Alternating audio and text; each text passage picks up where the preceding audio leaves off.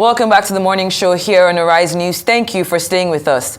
Despite local and international laws that should protect Nigeria's wildlife, the country continues to play a major role in the illegal wildlife trade. On social media and e-commerce websites, the sales of protected species is widespread regardless of policies that are supposed to regulate this. In Go Wild this week, Arise environmental correspondent Leila Johnson-Salami looks into the widespread online trade of wildlife and efforts to combat this.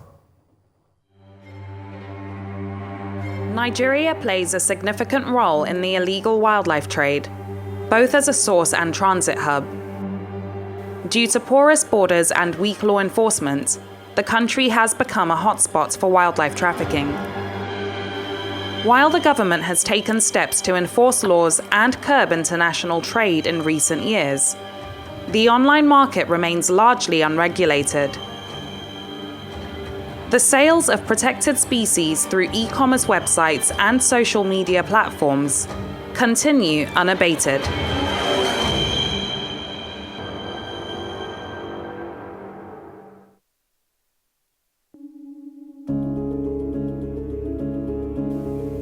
These Instagram pages openly facilitate the sale of animals protected by local and international laws, including zebras, African grey parrots, monkeys, and giraffes. Chinedu Mogbo, who operates a wildlife sanctuary in Lagos, frequently receives messages from traffickers and potential buyers who assume he has connections in the trade. When they see our content and when they see some of these animals we have taken and rescued from the wildlife trade or from wet markets, some people will feel that can they purchase these animals from us? And now we make it quite clear that these animals are clearly not for sale. Then we've also had the other hand of where people will send a video or a picture of an animal and they say, okay, it's available in Nigeria, is for sale because maybe they feel we're a zoo.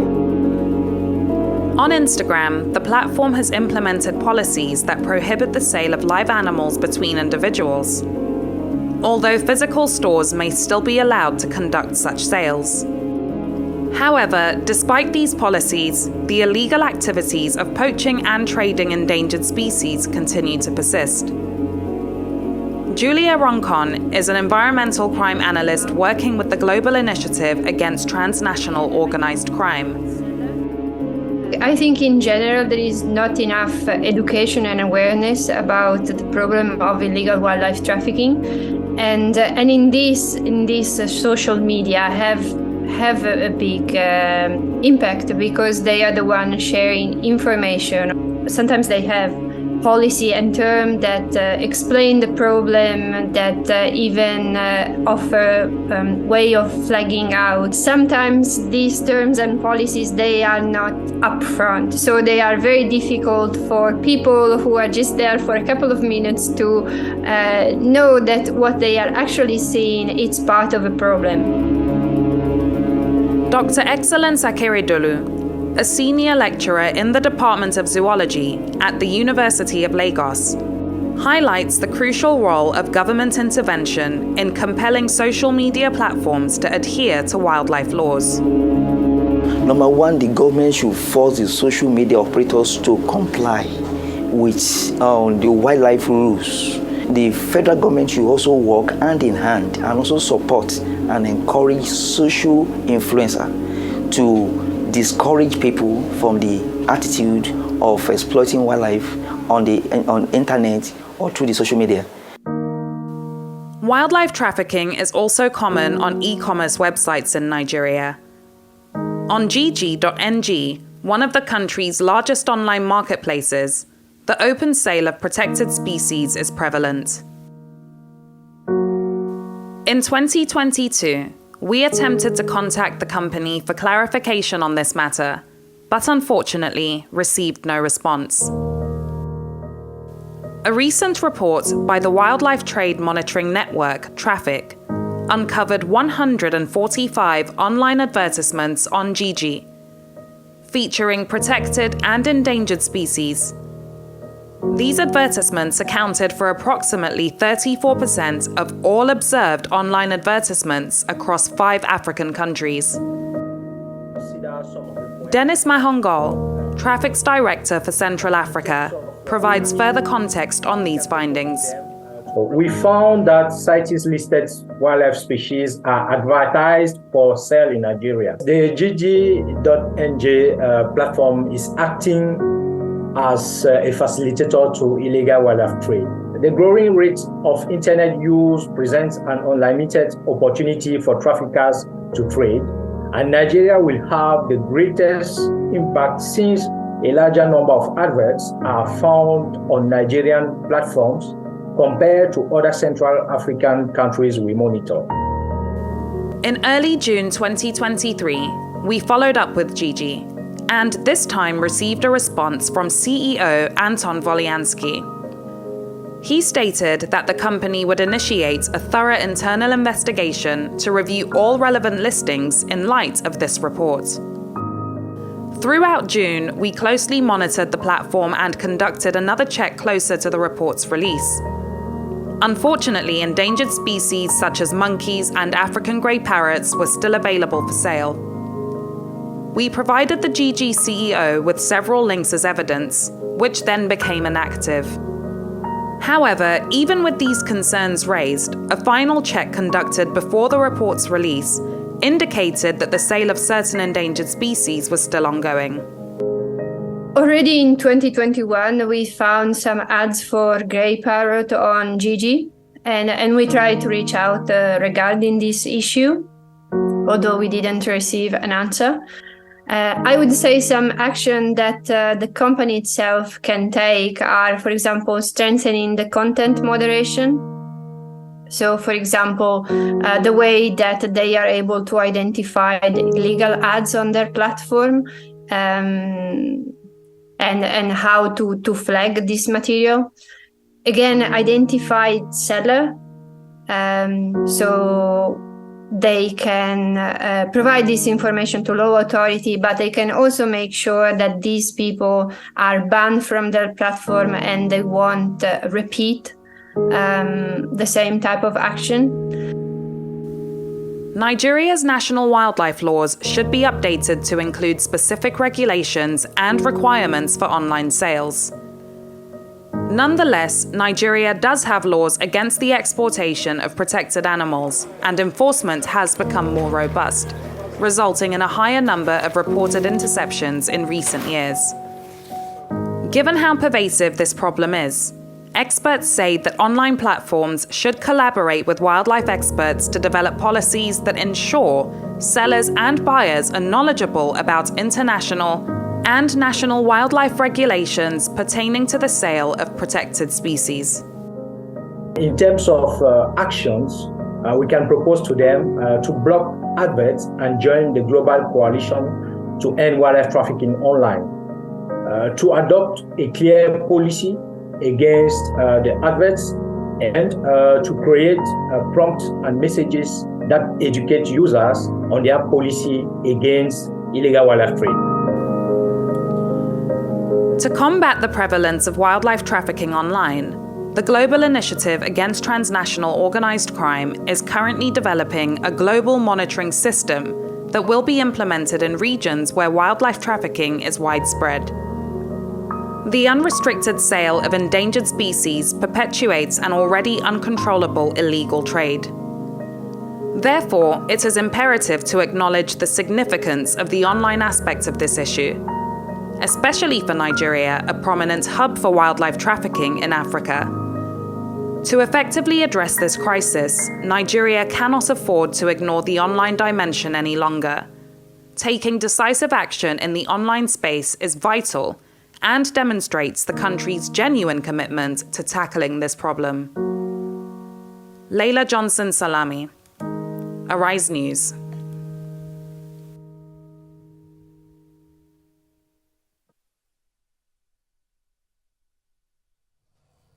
Wow, one can only applaud that beautiful report that more or less captured practically everything that's wrong with how a growing number of Nigerians perceive and handle wildlife. Kudos to our own Leila Johnson-Salami for a job well done. Well, for a bit more focus on what we just watched, we're now being joined here by Chinedu Mogbo, a wildlife conservationist who, among other things, works in wildlife rescue and rehabilitation. Many thanks for being here. My pleasure. As you heard in our introduction, it was a beautiful report, and well done to everything that you all are doing. And it is imperative that the government has a lot of work to do in ensuring that these endangered species are protected.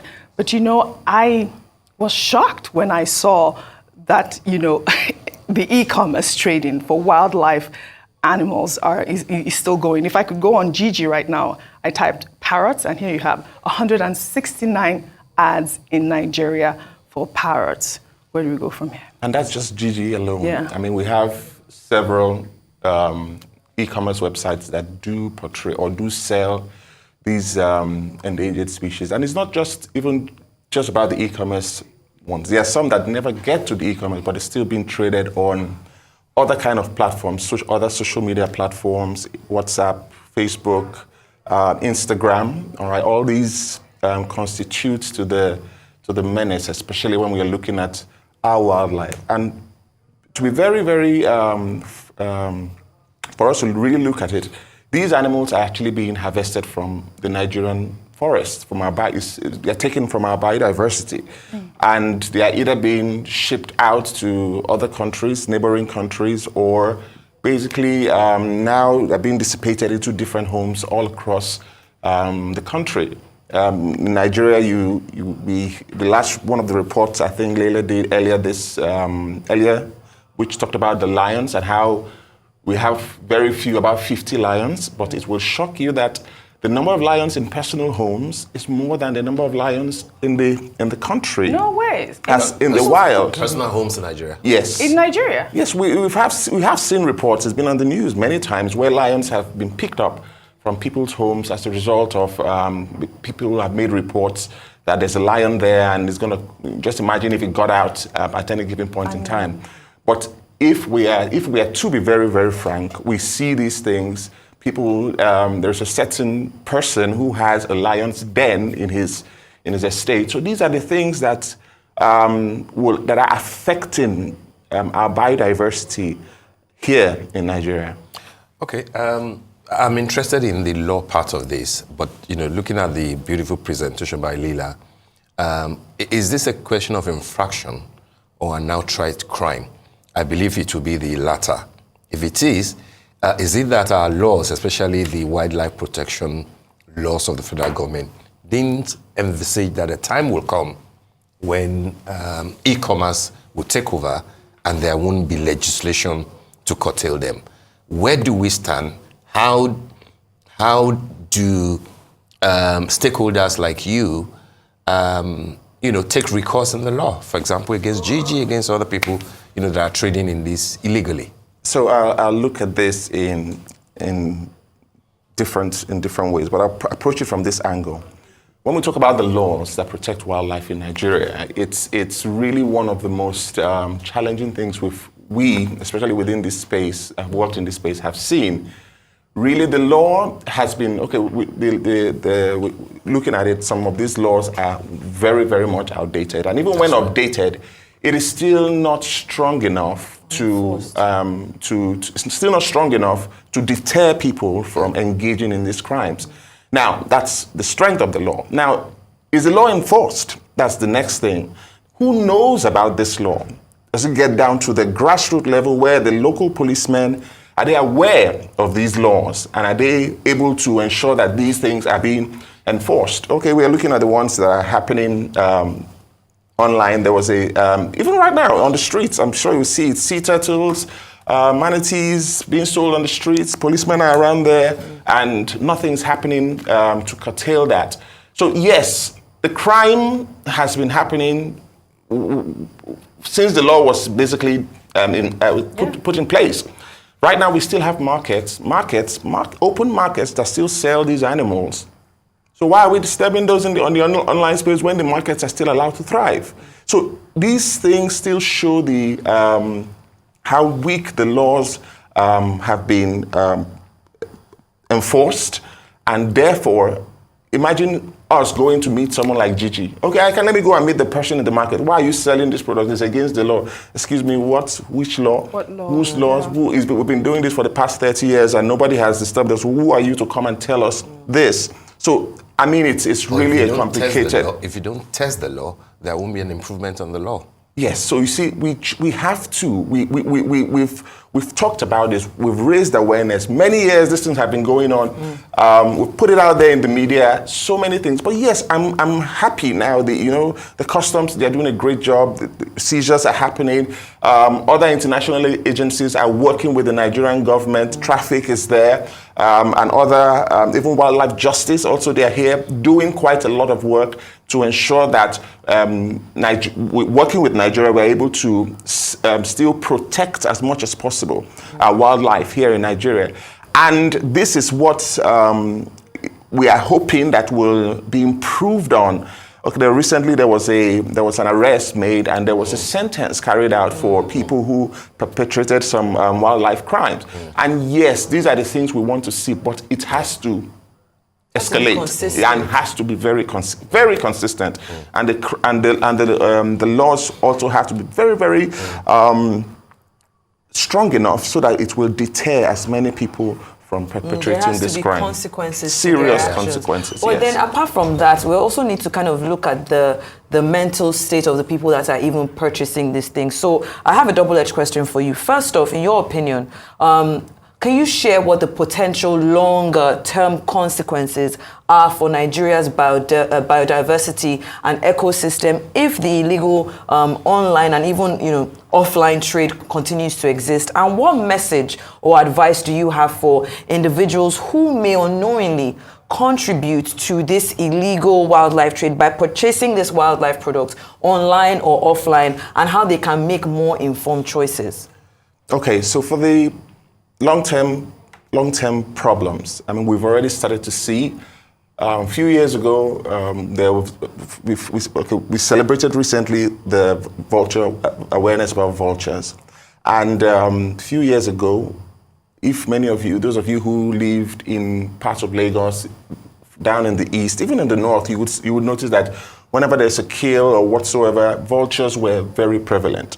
But right now, vultures are almost extirpated from our community, our environment, from Nigeria even. So we are now seeing now that there's now what vultures will do normally, the responsibility of vultures is now being left undone. Now there's outbreak of diseases, cholera, there's outbreak of a lot of diseases that would have been curbed by these animals, by these birds. Then look at the pangolins now. The pangolins also is another species that used to control termite population here in Nigeria. Now they're gone, and now we are seeing termite, a lot of nuptial flights, termite invading homes. You have to leave your home for some time so that they can fumigate. Such chemicals are getting into our systems, getting into our food. Farmers are using these chemicals in their farms just so that they can prevent termites from consuming their products. What's happening? Those chemicals are getting into our systems. Sometimes it doesn't show up immediately, the effects. Over long terms, we now begin to present with different forms of diseases, which we know we could prevent. Then there's the aspect of tourism.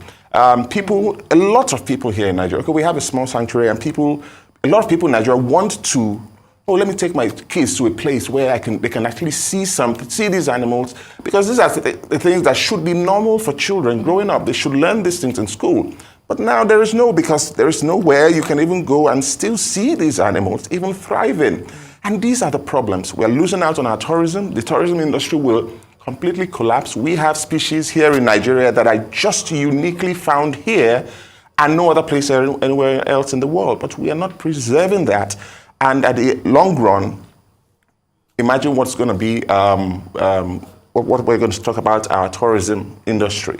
So these are the things, and these are the challenges that would pose. Then for people who are there, who are purchasing these animals, you see, there's quite a lot of them, and I think we really need to understand the psychology sometimes. I try to understand. I think Leila mentioned the whole idea of people, celebrities, that would, I have seen that, they'll pick up a lion, they'll have a lion in their home, or have a monkey in their house, and everybody now wants one because it looks cute and it's beautiful. It's a cool thing to do. It's a cool thing to do. So everybody now wants to go get one. And to get a single monkey, to get a small monkey, a baby monkey, you have to kill about 10, 15 other monkeys, the whole troop sometimes, just to harvest the babies so that you can sell on the market. Now, this is causing a major problem also for the biodiversity. The ecosystem is becoming imbalanced. So certain things that would happen normally will not be happening. So we really need to sit back and say, what's really for me now? Is it just to have this animal for 5 minutes or for a few years, and at the detriment of not just my home, but the detriment of the community, the detriment of my family, the detriment of the nation? And I think these are real serious concerns we really need to be talking about. Yeah, a lot of concerns. And you raised so many valid, especially the tourism, because that was my next question, and also the economic impact. But there's also the social, cultural impact on these animals. Some people don't know that bushmeat is illegal, and I know who I'm looking at in this. Some people, not all bushmeat. Some bushmeat, yeah. We know what we're talking about. So can you clarify? That's what I wanted to ask you, because when Leila brought this report, because we have touched on this topic about a year and a half ago, I did not know that parrots were protected animals. I thought, we would see these parrots on the streets, people sell them, people wouldn't know. So can you tell us some of those animals that are protected, just for our viewers to know? Okay, Nigeria does have animals that are under different appendixes. So the crocodiles are protected, lions, African grape, parrots, so many different species of birds. I mean, I can't even mention them all. We have the certain kind of eagles that are also found here in Nigeria. They are protected. Pangolins are protected. The sea turtles are protected. Actually, many animals that you cannot farm. Any animal that you cannot farm, for example, breed, population, and maybe consume, like people will talk about bushmeat. The cane rats, people do that on the. It's now a farming system.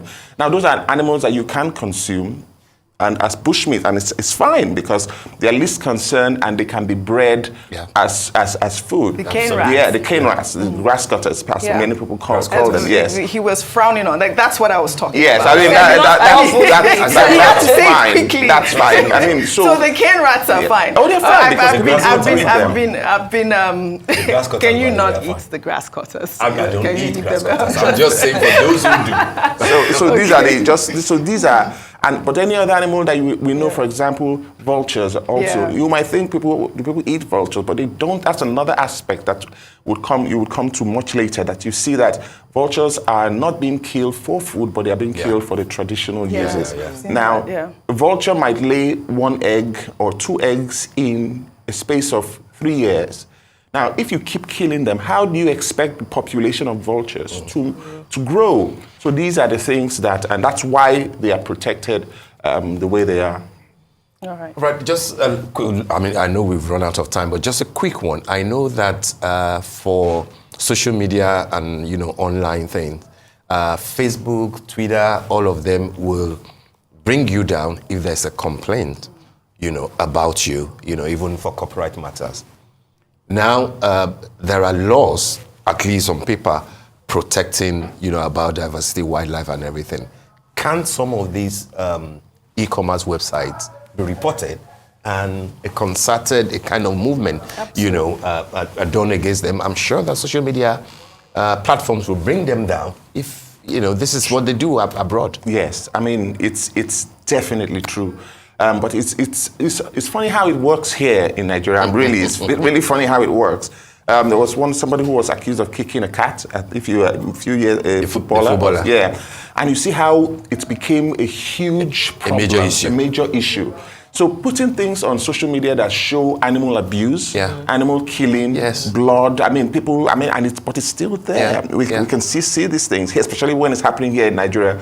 We're not understanding why those restrictions are not there, or we're not understanding why those things are not put in place. But it's imperative that these things must be put in place to ensure that we protect our wildlife. And I think the Nigerian government really needs to step in and step up to ensure that these things are done properly. Thank you so much for joining us on the morning show this morning. Thank you. Pleasure.